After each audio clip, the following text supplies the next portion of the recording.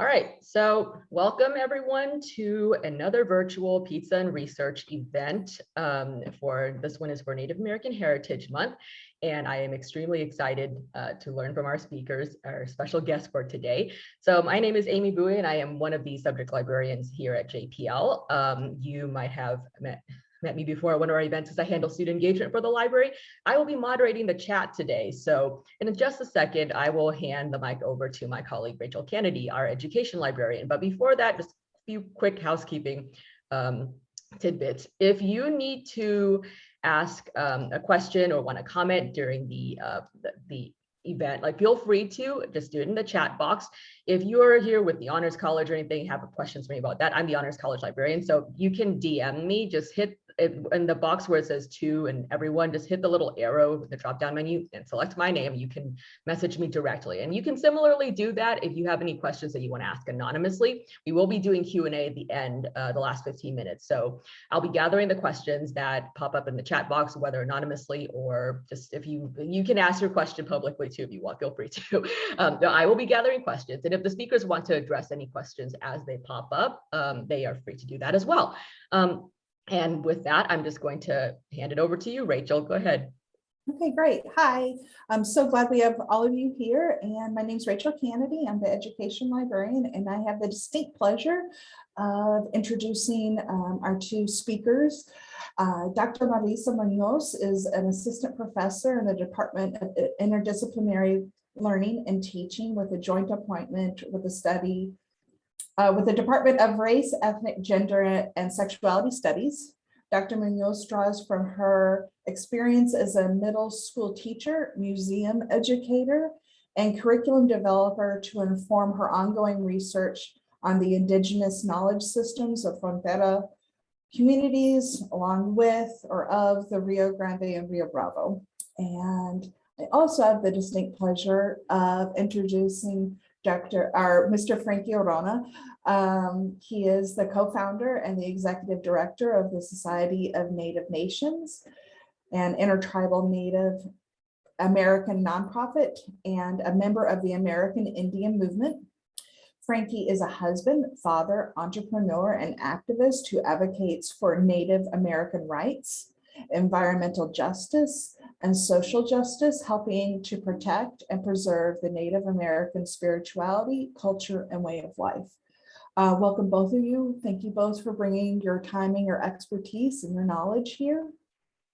So we're going to, for everybody, we're going to have a conversation and we get to listen in and learn. And I'm going to start up with the first question for Mr. Orona and Dr. Muñoz. Historically, what happened that seems to have erased Native peoples from Texas? So before we get started, that's the question that we're going to frame all of our conversations toward. But before we get started, my dear UTSA community and relatives, I just want to press pause for a minute. And I'd like to invite Frankie to share with us a land acknowledgement, the way that he acknowledges these peoples and the ancestors of these tierras.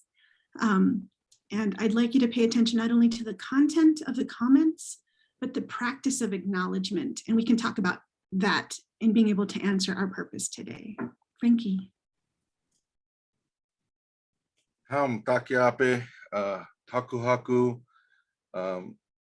I just, first and foremost, I want to acknowledge acknowledge and thank the spirits and the original people of the land that's now called Texas, which some of them are the Carrizo Combo Crudo, the Tonkawa, Karu, Wichita, Karankawa, and the many families, bands, and clans that identify as Qualatecan, as well as the many tribes that migrated or that were displaced to these lands, such as the Apache and Inde, Comanche, Arapaho, Cheyenne, Chickasaw, Kickapoo, Alabama, Cashadas, the Tijuas, and the many others I did not mention.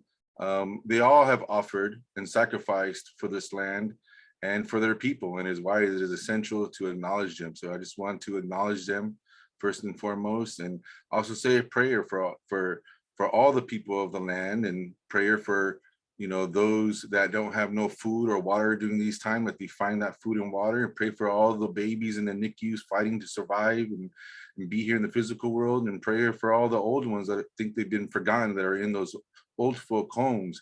Prayers that they know that they're not forgotten, that they are thought of and appreciated, being our wisdom keepers and knowing that we need them for as long as possible. Prayer for all those that don't have love or never even experienced love in their lives, that they find it and they embrace it and warm themselves with it. And pray for all those that are going through difficult and hard times right now during these times that we live in, and prayers and safe journeys for those that are traveling back home to the spirit world. I know many of us have experienced hardship, these last few years, and we want to always start off with a little bit of a prayer and acknowledgement of those things, so we can do things in a good way and come together and share in a good way. So I say thank you. Oh. Thank you. Thank you for that acknowledgement, and thank you for your prayer. Thank you very much. So let me re-ask the question. Thank you so much, Dr. Muñoz. Historically, what happened that seems to have erased Native peoples from Texas?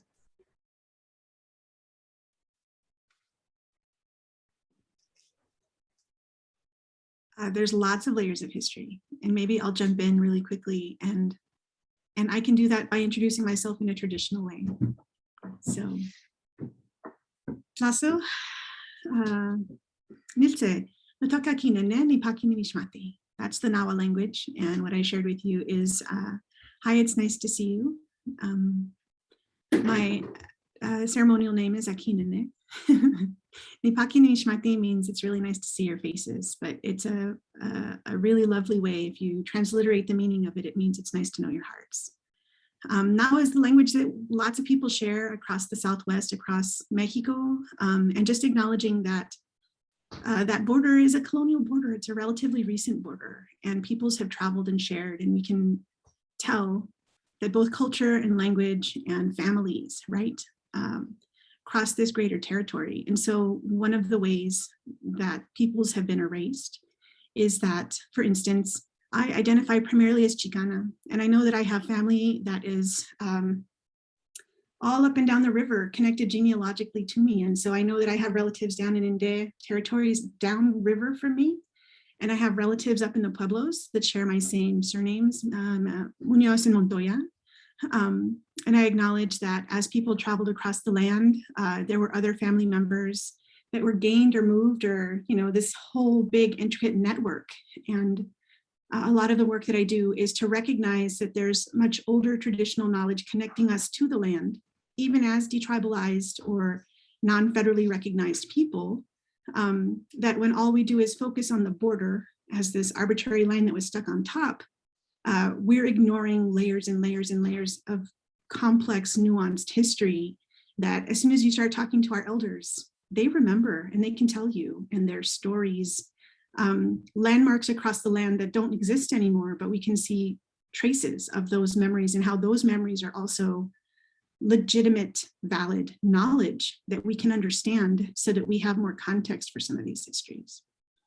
So, Frankie, do you want to add anything? Would you like to introduce yourself? Yes. Haku again. My name is Frankie Orona. I'm originally, I was born in California. My mother's side, the Ramirez side of my family are, I was raised Tangwa and Chumash in my communities at home, but I'm also a Borado and in there from this land here all the way up to Saltillo from my father's side of the family. And I moved here home to, back in 2006. But before then, I had the privilege and honor to do a lot of ceremony with many communities, not just throughout California, but in many of the states here, within the United States and Canada and other, other countries and into Mexico. So I've been very blessed to meet lots of great, beautiful people and do ceremony with so many different traditional communities. So, But yeah, this is, I think when you're talking about this topic, and we mentioned earlier that it's a very hard, complex, very, with lots of dynamics, when it comes to this. And I think the beginning of it is first understanding that we must have the willingness to hear, understand, and embrace some truth, even when it's hard to hear, right? It's the only way to begin the healing process and move forward with genuine inclusiveness as human beings. Learning about each other is how we can better coexist with one another by understanding and respecting the differences, each other's differences in religions and ways of life. What I have learned and what I've come to believe on what has started and contributed to the erasure of the original people of Texas when it comes to the historical trauma that Native people have lived through, that many throughout this country have also experienced, which in many ways is still happening today. It just looks different with different approaches and different tactics, which is why it's trauma, not historical trauma, just trauma.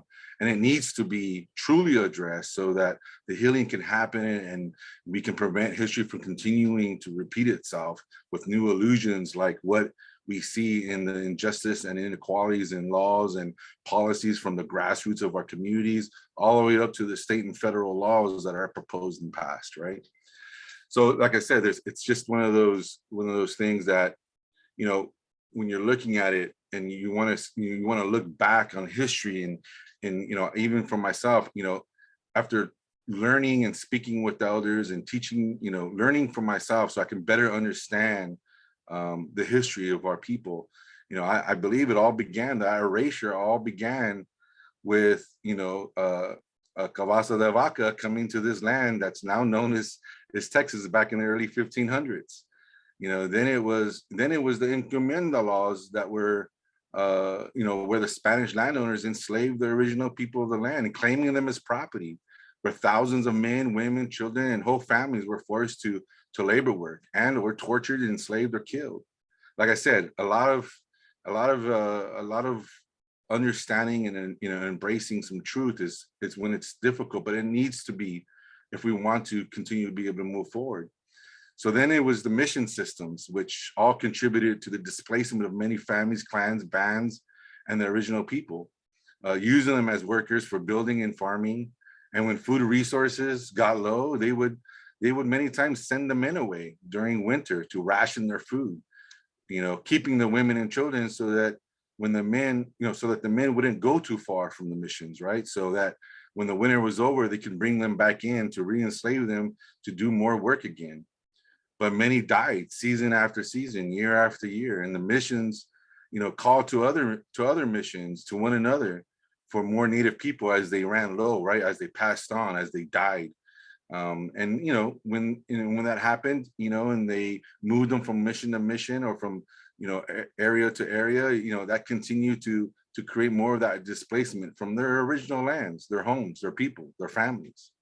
So again, when you're talking about that genocidal colonial behavior and poor documenting of history is what is part of what started the erasure of the original people, because the greed of wanting their life resources, right? Treating them as less than human, as in the framework of the Doctrine of Discovery of 1493, where if Native people did not convert or convert to their beliefs, they were killed, tortured, and enslaved, those promoting a facade of a new world.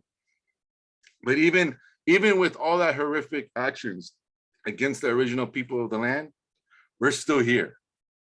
We acknowledge ourselves.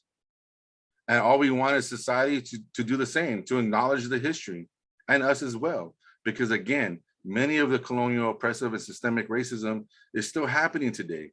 It just looks different with different tactics and approaches. Unless we acknowledge it first, we can never begin the healing process, as I said earlier. So yeah, it's, again, the truth of history, the truth and its acknowledgement is the beginning of proper education and awareness and understanding. The education system has and is failing in many ways the Native communities, and it needs to change. We need to have these difficult conversations about inclusion. We need to have this dialogue. And that's why, I believe today is an important day. And these types of discussions need to happen more often. So I think that would be kind of my answer. It's a wonderful answer. And I appreciate, is there anything else that you would like to add to that, Dr. Muñoz? I think thank you. So I'd also just like to maybe call some attention to this moment right now, friends. The way that this panel came together is that because my research lives in Indigenous knowledge systems, the way that this topic came about was that the institution and my friend Rachel approached me and said, well, do you have a talk to give? And I just want to really point out to the fact that I could give a talk, but I think that this is a really powerful moment, and it's a practice that I think we should take as a model. Whereas there are folks in our community who are way more knowledgeable about some of these topics. And so I just really wanted to make sure that I could use my leverage as a faculty member to make space for those community voices. And I just wanted to offer this as a humble example of what the university can do, right? These are partnerships and conversations that we can host more often with relatively little muscle. We're good at this. We're good at hosting these conversations. And so I just wanted to point to what may not be obvious, but can become really normal if we just continue to extend a hand to our community relations and those folks that are knowledge keepers and that have traditional knowledge. Because even though we study the books and we write journal articles, we're not the only kind of knowledge around. There's other bodies of knowledge that are legit knowledge that help us and invite us to think more thoroughly. And so with all the respect and love in my heart, I just want to be very clear. My friend Frankie is a knowledge keeper, has a long history of community activism and mobilization. He travels and he talks to so many people to really understand and be able to convey what communities need across his travels, and then also specific here to Central Texas. And that's a lot of work. And so there's a part of this that's also just honoring that that's also thankless work. And so there's a lot to learn from this particular conversation. Yeah, that's what I have to add. Well, I thank you. And thank you also for connecting us with Frankie. This is wonderful. All of us will have a chance to learn for sure. So continuing along with this, if we have, you were talking about community and dialogue, and how do we connect and how do we learn? What are actionable items that we can take in terms of increasing dialogue or stopping some of the erasure or increasing information? What are things, with Native American Heritage Month, with Thanksgiving coming up, with all of these things, what are things that we can do as part of UTSA and also as individuals? What are some actionable items? So maybe we'll start at the top, right? When we're talking about institution-wide. Institutionally, there are steps that we can do to be more available to our surrounding community. Most respectfully, there are relatively few buttons that I get to push and gates that open. And yet there is a critical mass even here in this conversation that has influence over other avenues, right, and other gates. And so there's different ways that UTSA as an institution can position itself so that at multiple different levels, we can answer that question of what can UTSA do to be a better relation? Well, we can at first acknowledge and invite our community to our events, right? We can make sure that we have strong community relations. We can make sure that we have folks that are dedicated community liaisons to make sure that we're doing work in a way that's responsive to our community. On the academic side of things, I think it's important that we also really take a hard look at some of the pieces that are right now undergoing a massive metamorphosis. So for example, the Institute of Texan Cultures is a much beloved landmark here in the, in the community. And they're undergoing this total metamorphosis of what can this learning space and these learning collections become. And so there are some things that right now is the right time to jump on that and figure out how can we update some of the curriculum? How can we update some of the didactics? How can we make the learning experience reflect our modern values? How can we include the voices, the firsthand voices of people in our community, all the way down to whether it's people that are doing research in the archives that the general public doesn't have access to, or whether it's people that are wandering the collection itself. How can we make sure that even the people that are docents and volunteers are able to point to some of our community knowledge keepers or our community voices? How do we update how we represent all of the many different cultures that come into a really interesting, beautiful dynamic here in Central Texas? How do we figure out how to be good partners with when we're doing research, rather than blowing out huge amounts of research funds on projects that continue to perpetuate the narrative that the original peoples are no longer here? How do we check each other in polite ways and say, nah, the Native peoples aren't extinct. We need to revise this part of the research. How do we locate and fund partnerships and develop safety mechanisms so we don't continue to perpetuate this erasure, whether it's in the research we're doing, the papers we're authoring, the websites we're building, the courses we're teaching, the professional development in the way that we build out.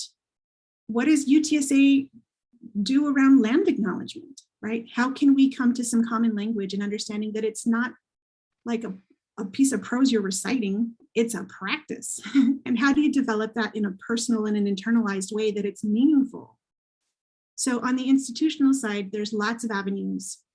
And then there's also pieces that I think we can point to as far as how do we build relations with our community members, as far as recruitment and outreach and being available for when our community needs us to be able to take a position or help with resources or provide space or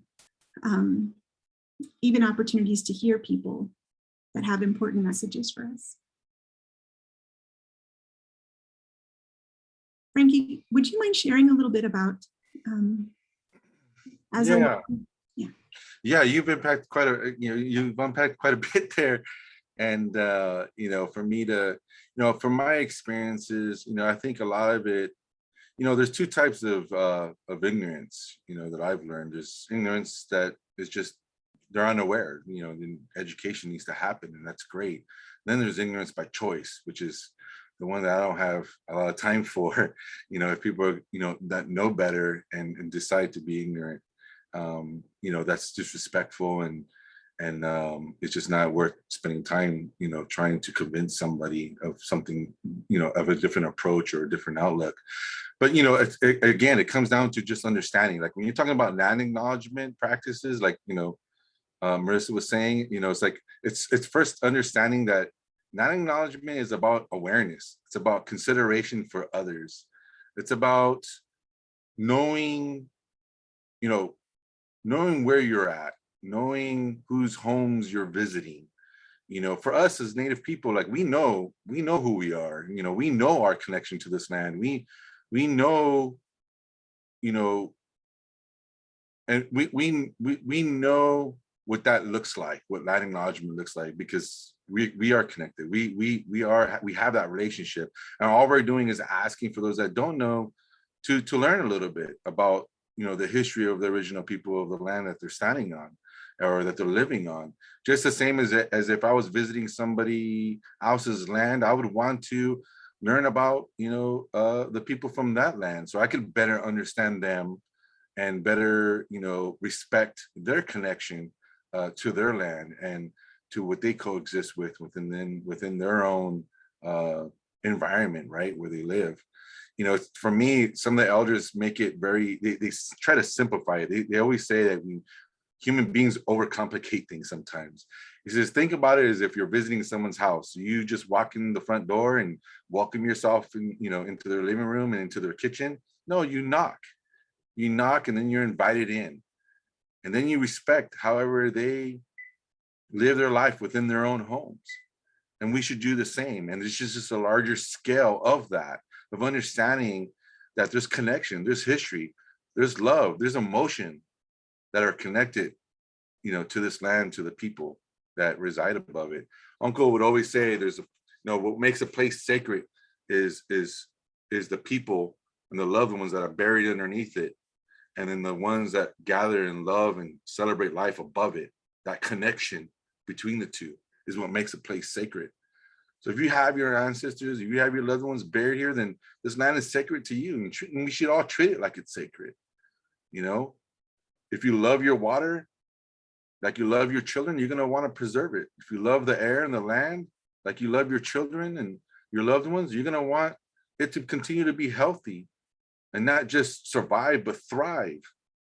You know, so I think it's an understanding of what, you know, like you have to remember, it's hard to understand in English what we're trying to say sometimes, you know, to really be able to connect to what those words really mean in our language or in our perspective as Native people, right? Like land back. Like people think like land back is about, you know, owning some land. We don't own the land. We coexist with the land. We have a relationship and a connection with the land. So when we're saying we want our land back, we're saying it in a sense of an endearment, like saying, give us our mother, our father, our child, our loved one back, because it's the connections to our loved ones that have lived, loved, and were buried here on these lands that connect us to those before us and us to those that will come after us. It's that connection that we want to keep intact. That's what we mean about land back. And what does land back look like? There's many different forms of what land back looks like. Whether it be landowners that don't want to give up their land, but maybe you can say, you know what, we understand there's this original people of these lands, and we want to make sure that this land's accessible to them. So you're more than welcome to come and pray and share and connect whenever you feel you need to. At least there's some consideration there. At least there's some understanding, policies within state and federal that can give some of that land, those public lands back to some of the original people, or make it so that the original people, you know, have access to those lands without having to jump through, you know, through hoops or policies and regulations and laws, you know. And so it's the dynamics of it is very, because I've been in places like in California where, you know, the parks there, in the forests, our tribes can go up there and pick whatever we need for ceremony. And I remember that was during my young years when that policy just changed. And that was a big deal to our people. But yet during my time in life, we were still having to ask permission to pick the medicines that we used since the beginning of time of our people to be able to pray with. Those are the things that we're talking about that needs to, you know, that needs to be addressed and rethought out, have new approaches, understanding, changes, you know, to what land back and land acknowledgements and awareness and understanding of one another really means. Make changes to the systemic racism that's being perpetuated in the mascot issues and in the archaeological departments, the history departments, and stopping the assumptions that we exist only in history and don't exist today, only romanticizing the original people, which then again leads to more exploitation and appropriation and false teachings. We have to understand that we need more of our elders, our people from our communities, teaching about our history, our culture, our way of life as experts, not just those who have erroneously studied them through, you know, for a thesis or a doctorate to be labeled an expert. Bring our elders, bring our community, bring our people to the table, or give them the tools that are needed to be able to work through this process, the education, the academia process, to become those people that are teaching some of our own history and culture and way of life, because they've lived it. You know, Uncle would say one time, you remember him saying, you know, who's really going to understand what it means to go up on a mountain and fast for 4 days? The person that reads about the story and can really relate through that story in some kind of form or way, or the person that actually goes up on the mountain and goes without that food and that water for 4 days? Who do you think is really going to understand that? There's natural laws that we abide by. When we're brought into this world, what's the very first thing that we do? The very first thing we do is we cry, right? We breathe. And what is breathing? Uncle says that's the natural laws of life. Breathing is a commitment, a responsibility, an exchange, an understanding that we have a relationship a commitment. Because when you breathe in, you take. You breathe out, you give back. You breathe in, you take. You breathe out, you give back. And then everything else we coexist with, the trees and everything that we live and coexist with, takes what we give and then gives back what we then take. There's an agreement. There's a responsibility. Those are the natural laws. And Uncle says, if you don't like those natural laws, then stop breathing and see what happens. Let's see how far, it goes, with those teachings. So I think, again, the narrative needs to change a little bit about how how we're inclusive with our communities and bringing them into the process of being more progressive in the teachings by allowing Native people to tell their own stories. So I think that would be my Amen. Amen. Thank you. Thank you. There have been some interesting questions that have popped up in chat. So one of them is from Dean Hendricks, who is the head of our libraries here at UTSA. And he said, libraries are institutions that pride themselves on collecting inclusively. Frankie mentioned the lack of documentation of true Texas history. How do our panelists envision libraries helping with the documentation of Native American Texans? Right, so that's a good question. And I bring this up a lot. And it's very complex sometimes, because think about many of our people and many of the tribes that are looking to revitalize, right, their culture, their language, their spirituality. Those books that they're using for reference, who wrote those books? Ask yourself. They're typically written by some European, Spanish, or English, individual that recorded the history in their perspective, in their point of view, in their outlook. We need to reach out to our communities and our elders, those wisdom keepers, because there's two ways that I've learned that knowledge, you can gain some knowledge. Yes, you can read all the books in the world and gain much knowledge, but you could also go to the people that have the wisdom through those life experiences to gain some of that knowledge. And so I think, again, bringing some of those elders, helping to give, we need to help give them the tools needed to create those documents, that documenting, so that way it can be passed down from generation to generation, because we are an oral people. We've shared stories. We're storytelling people. I always say, there's two main things that Native people love to do. We love to pray, because that usually means we're singing some songs with each other, right? And we love to eat. We love food. And that's because we gather. When we share a meal, we gather, we share stories, we learn from each other. We're having great memories and experience. Some of the most powerful teachings I've gotten is not while I'm at ceremony, but sitting around the dinner table and just listening to the elders speak the truth in the stories. It's the most beautiful times that I've had.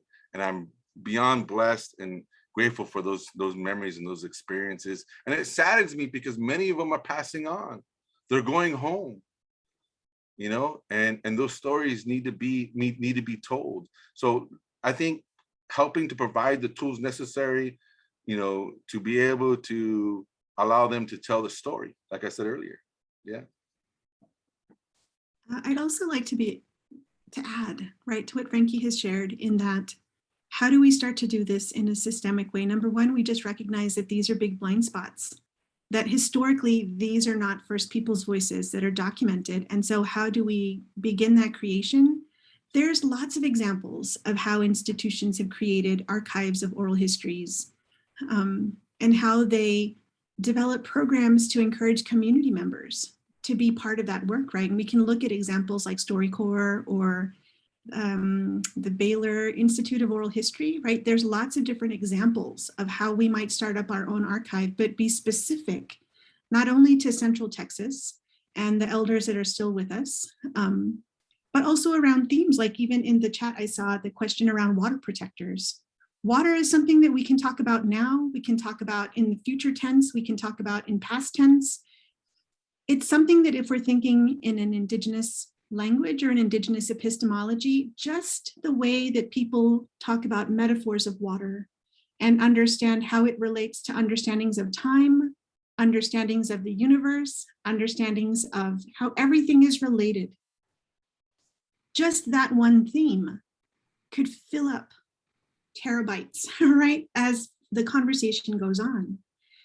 So there's things that are not, there's examples around us, right? There's examples around us also around how might we invite folks to share food. I had the honor and pleasure of doing some graduate work up at Vancouver, Canada. I went to UBC for my degree. And one of the things that was amazing there is that there was a monthly event called the Community Feast Bowl. And there's a small urban farm on campus where they have, you know, I think 20 years of giving back to the land and indigenous gardens there. But the point that I want to bring forward is that on a monthly basis, they also just host a giant feast where they were able to bring in whatever the local harvest is. They invite the local knowledge keepers. They invite freshmen who are needing connection at the big campus. They invite all of the native students who are brand new and just enrolled at at UBC. They invite the particular people who desperately need that connection, and it's an open invite. So sometimes it's a small collection of people out, you know, outside in the shared space near the farm, and they have, you know, big barbecues and they host people. Anyone who's seeking that kind of connection is welcome to join, whether they're affiliated to the university or not, because we're inviting community members who might also seek that kind of connection. And it's not that there's a big organized conversation or theme of what people talk about. It's the fact that they get to sit next to someone they don't know and share about themselves. And that's how you build community, right? And so in that one single event, as you know, so for me, it was being an international student in a context I was not familiar with, wanting to learn how to be a good relation to the community there in Musqueam territory, being able to be at an event where without fail, it's once a month, you drop in, it's a variety of food options for the variety of dietary restrictions that people have. But I'd get to meet all kinds of people in a very casual way. And engage in conversation that was really personal and meaningful. And it made me immediately feel welcome, like I belonged somewhere. And so some of these things we can think about, how might we do this on the UTSA campus now that things are opening back up? And some of it doesn't have to be in such a formal way. It could be like the date on the calendar that shifts or that changes, or that we get together even, you know, in pandemic times and just make some connections with folks. It could be a conversation around a theme in particular. There's all different kinds of ways just to make space for the conversation. I think that's amazing. Yeah. I just wanted to add something real quick if I can, because Marissa, she did bring up some good points. And I think the one thing that I wanted to just emphasize a little bit on, like when she brought up about the water protectors, and you talk about environmentalism and stuff like that, that impacts all communities, POC communities and indigenous communities. You know, I always tell people when I go to these environmental conferences or, you know, gatherings, you know, I always say, you know, for Native people, environmentalism, activism, it's a part of our culture, our spirituality, and our way of life long before those words ever even existed, because we're taught by the elders to leave a place better than the way that we found it. So our next generation have something to look forward to, not dread. And so I think realizing that, you know, you have to be aware that sometimes words and political movements sometimes create divisions within what's just right as human beings and as people coexisting in you know, with life, with Mother Earth. And, you know, like she said, water isn't prejudice. It gives life to everyone. And we all have a responsibility to try to do our best to take care of it, nurture it, you know, do our part, you know, and having these discussions are important. Oh, you know, I call it deprogramming from what society has programmed us to believe what's okay and appropriate now in today's time, to reprogram with some of the old traditional ways and thinking and way of life skills that are more sustainable and healthy moving forward in our lives again, right? Bring back those wisdom keepers to tell those stories so we can learn again, be reminded again of how we can coexist in a healthy, sustainable way. So I just wanted to throw that in real quick because that is a lot of our work. We do a lot of cultural activity for our, with our communities and we incorporate a lot of environmentalism, into the work that we do, because it is important for all future generations. Absolutely. So. A couple of people have asked about, do you have reading lists, or to better understand Native people's stories, what are some Native American authors that you could recommend? One of the seminal pieces that I always point back to is Tuck and Yang, Decolonization is Not a Metaphor. It's not an easy read, but even once you put your hands on that journal, you'll start to pick up a really different approach to how we hear and understand what this work looks like. And even in that title, Decolonization is Not a Metaphor. So it points back to this practice of how people use terminology that they're not really fully aware of all of what it means, or they don't think thoroughly through the implications of how they use the terms. So it points back also to that notion that Frankie shared with us about land back, right? Land back doesn't mean that the deed goes back to Native peoples necessarily. It could just mean access. And we can be real specific. Deeds and contracts is a colonial mindset where parcels of land are traded and owned, whereas access is a mindset that's based in sharing and reciprocity and belonging to and of and feeling obligation to care for shared space, right? There's different ways of understanding. So that notion of decolonization, it's a phrase that you see kind of frequently, but there's lots of different ways to understand that decolonization is also just recognizing that these are different bodies of knowledge. And because we're all thinking in English, we're limited in our understandings.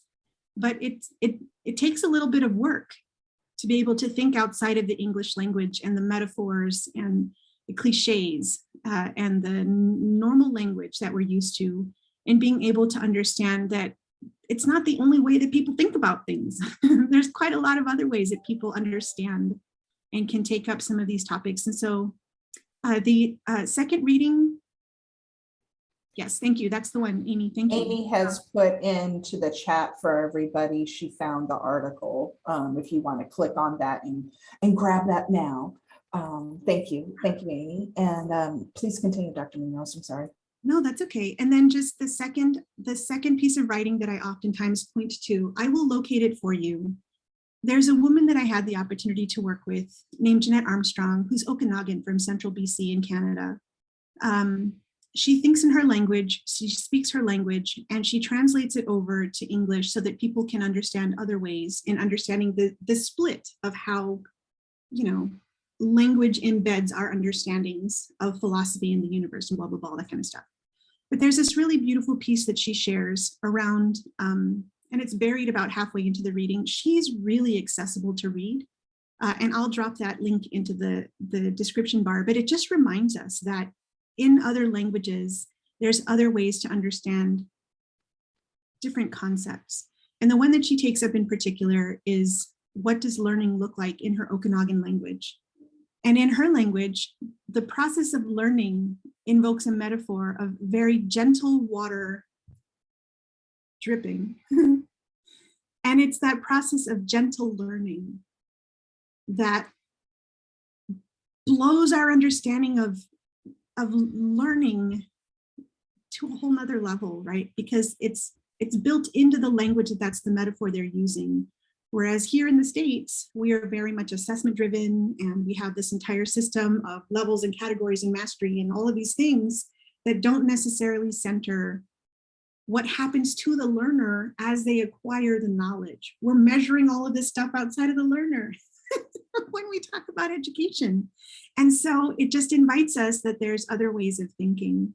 And further in that article, she talks also about community and how do we support each other as community when we think about decision-making, and what does consensus look like in the Okanagan community. And so those processes of how do we talk to each other, how do we hear each other, how do we collectively decide what's best for our community, I think are just really helpful reminders, because it's really quite different than when we're thinking in English about, whatever's in the news or, common conversations. It invites us to think really differently. And I find that quite refreshing. So I'll let Frankie share his seminal pieces, but I'll also locate that link and I'll stick it in the chat. Fabulous. Thank you so much. Frank? Yeah, no, she said some great ones, and I would definitely post some links to some other books. My wife is the teacher and the educator, and we have books in every room of the house, from children's books all the way to books that we can use as adults and learning, and we're always taught that you're always a student. No matter how old you get, you're a student to the day you leave this physical world and go back home to the spirit world. We're always learning, and sometimes some of the most powerful teachers are our children, our little ones. The simplicity of their outlook sometimes gives us the greatest teachings and reminders, right? And but yeah, I would definitely, my wife of 22 years toward 23, one of those, we have definitely accumulated quite a large number of books, and have met me personally. I'm very different. My wife loves to read, she loves books, and for me, I've always loved, and it's hard when you have family, you have children, you find the balance. But I love going to the tribal lands. I love going and sitting with the elders. I love building those relationships and sitting there and just listening to their stories and learn, from their experiences. And I think that's what needs to happen more, because there's going to be a lot of documenting that exists that just we don't have a lot of access to sometimes until you visit those places. You visit those tribal lands and reservations and different places throughout the country, and sit down and talk to them, because I can tell you the elders, they love to share. We're storytelling people. They love to share those stories, and I love spending time with them in not just in ceremony, but just in sharing stories. But yeah, I would definitely share some. I have it somewhere, because I've been asked numerous times, because we go to schools quite a bit, but I wasn't prepared for that list, and I will share that list that my wife built, because there's some great stories for children that are not regularly accessible, because it starts when they're children, right?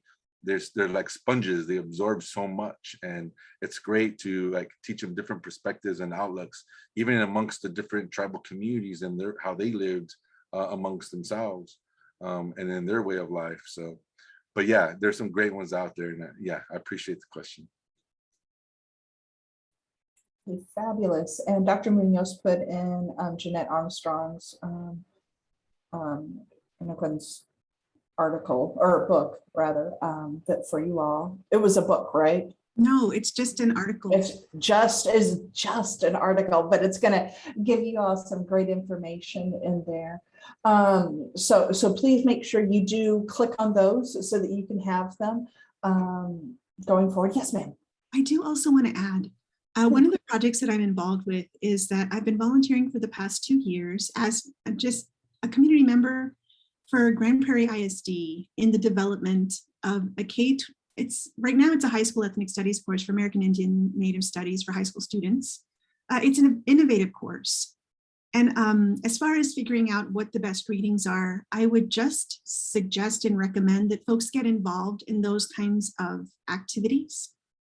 It's fraught right now. There's lots of news about how our curriculum is going to be updated, and folks that are afraid of things like critical race theory and how that impacts the K-12 classroom. And in the shortest way, when we're involved with educators and community members around building out this course, collectively, the lists that they come up with and the resources and just the conversations of what do we want to build out? How do we make it accessible to all learners?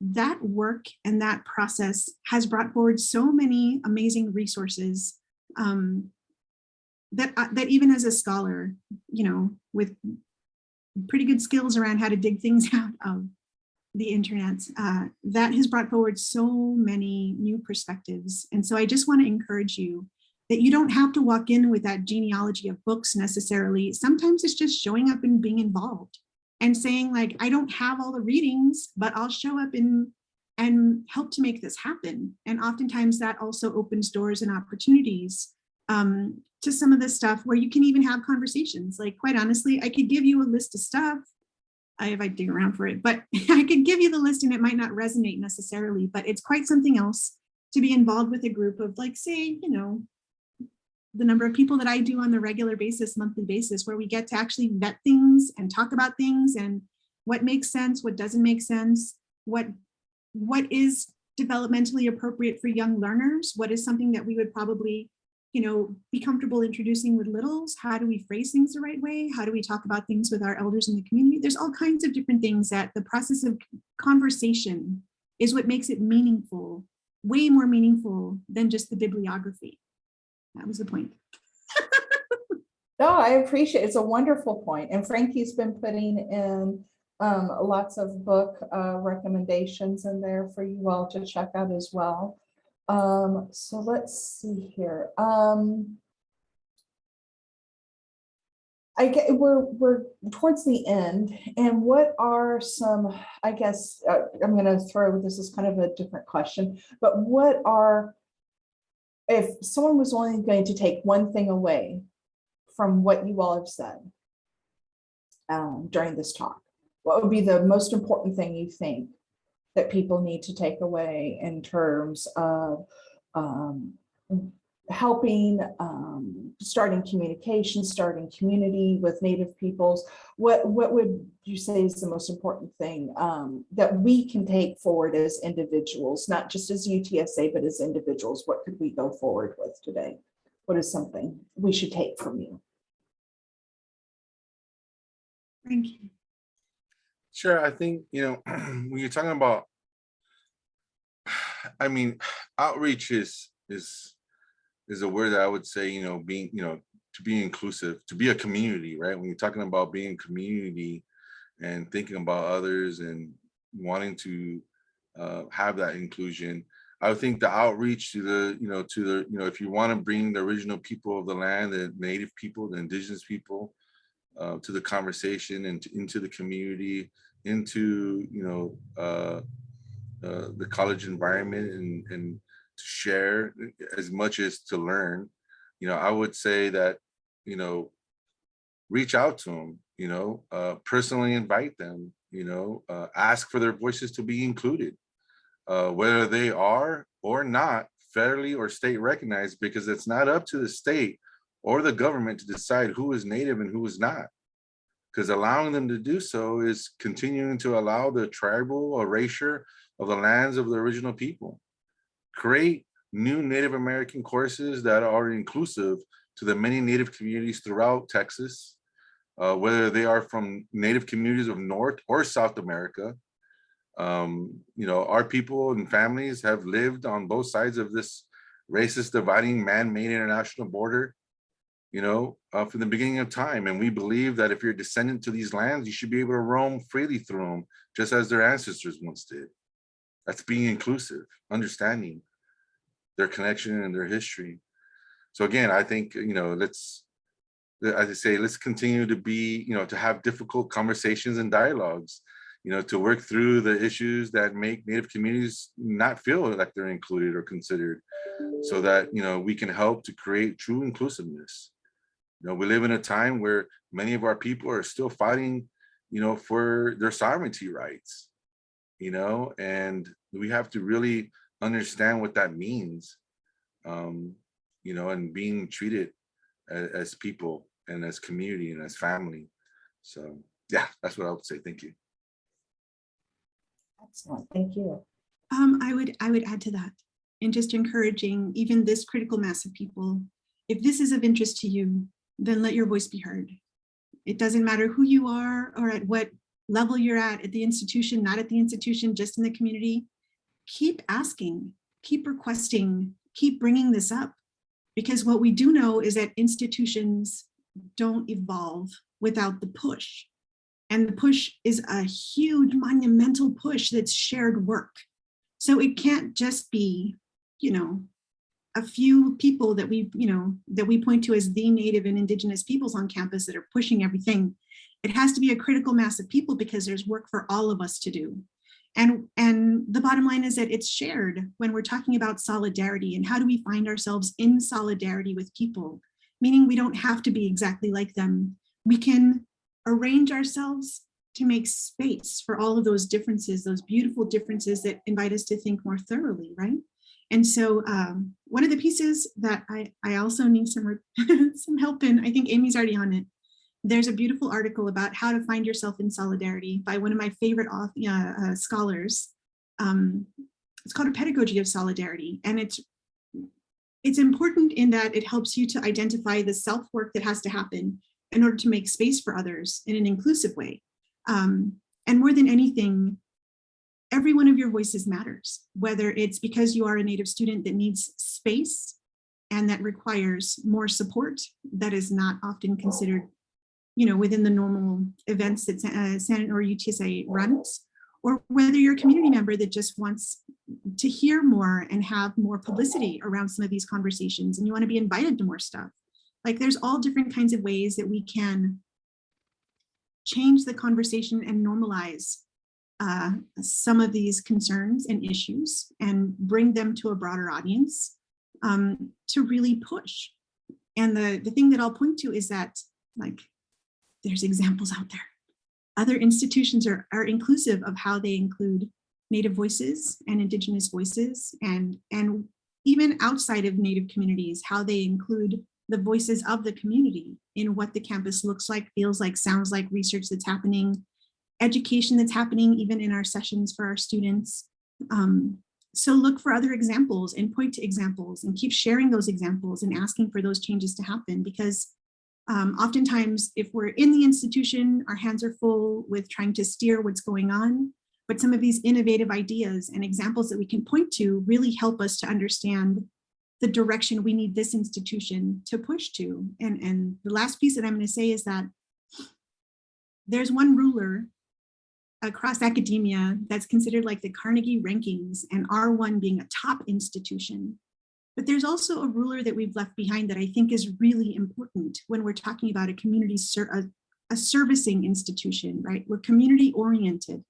We're predominantly a minority and Hispanic serving institution. And so those pieces around excelencia and those pieces around who's teaching and how do our faculty members represent our community of voices, we also need to remember that if we're going to be a primarily service institution, that we have to make space and evolve in these other ways too, because R1 doesn't measure everything. R1 only measures, one metric, but we can't leave behind the things that UTSA historically has held important as our values, because that's how we continue to include and make space for our community in the best way we know how. Yeah. So in that same note, thank you to the organizers for letting us borrow your time. Thank you to each one of you as audience members for sharing in the conversation. I will put my email in the chat if you'd like to continue the conversation. And I just want to carve out one quick minute. Frankie, would you mind giving us a plug about the organization Society of Native Nations so that folks have a quick understanding of the work you do in our community? Yeah, sure. I mean, like I said, we start off with a lot of cultural projects and language revitalization and bringing our communities together, helping our people that live in the urban areas to be able to visit home and go home for ceremony and gatherings. We do a lot of environmental work since March of last year. Our predominant work has been around mutual aid. We believe that the well-being and health of our people and survival of our people is the front lines right now. So we have, 4 running mutual aid projects where we deliver food to the elderly and the wisdom keepers and the families that have children and those that are struggling. We take food and produce and supplies to them, because we all know when households have difficult times economically, some of the first thing that goes is the healthy foods, and they turn to processed foods. And we don't believe that our community should have to jeopardize their health to be alive and survive during these times. And so we've been doing that, twice a month since March of last year. We also feed the unhoused, the homeless in our community every Saturday morning. And we have a women's fitness and health project program that is ran. And we also run cultural projects that are associated to like breaking free from plastics and zero waste, teaching kids and families how to make adobe plates and cups and bowls, using earth. We call it earthware. So that way, if it goes back into the landfills or into the land, all you're doing is returning the land to the land. So it's learning more sustainable practices, more healthier ways of coexisting with Mother Earth in a more sustainable way. And we also do address a lot of the petrochem. Many people don't know that 99% of plastics is made out of fossil fuel. And so we're talking about just transitioning and what does that look like, helping to educate more with that and the different infrastructure build outs that are being done and that are also contributing to pollute and harm our environment, like the oceans and the land and the air, and trying to have accountability, hold accountability to those that are doing this without bringing an awareness or voices of our communities that are directly impacted by these negative impacts by the fossil fuel industry and infrastructure build out. So it's just bringing awareness, educating, remembering that we're trying to take care of the environment as best as we can, so our children have, we all want our children to not only survive, we want them to thrive, and to do that, they need a healthy environment to do that in. So, but yeah, we do quite a bit of different work, and we're always adapting and evolving, especially during these times during COVID, and how to keep our communities and our people safe first and foremost. Thank you so much. And Frankie, can you close us out? You opened us up. Sure. Can you close us out, please? Haku. Kashila.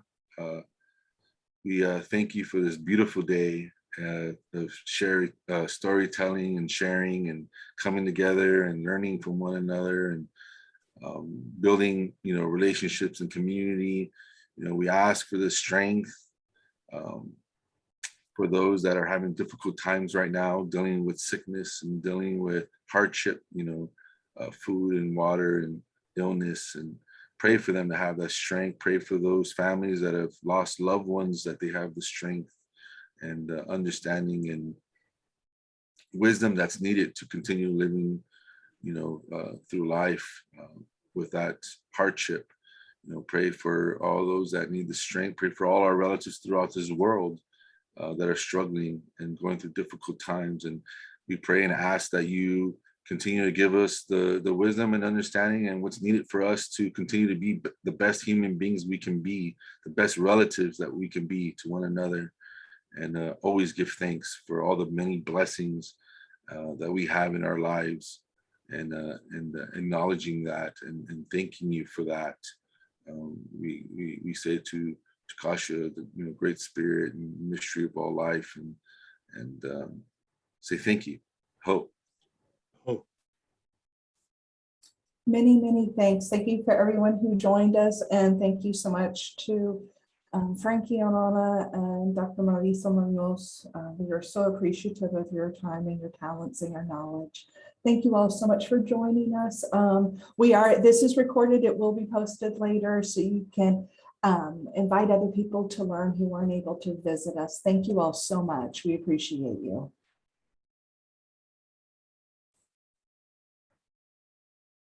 Thank you. Much love. Be safe. Take care.